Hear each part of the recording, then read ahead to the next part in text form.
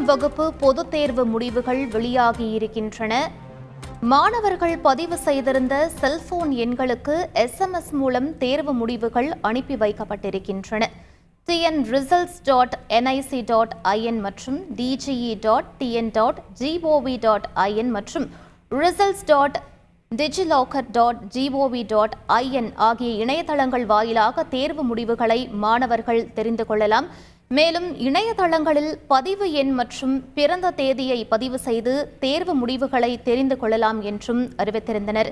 அதன்படி 11ஆம் வகுப்பு பொதுத் தேர்வுகள் கடந்த மார்ச் 4ஆம் தேதி முதல் 25ஆம் தேதி வரை நடைபெற்ற நிலையில் அதற்கான தேர்வு முடிவுகள் தற்போது வெளியாகியிருக்கின்றன.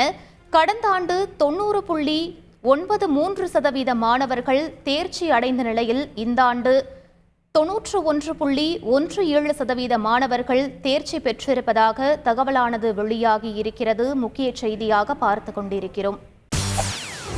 செய்திகளை உடனுக்குடன் தெரிந்து கொள்ள உடனே சப்ஸ்கிரைப் பண்ணுங்க.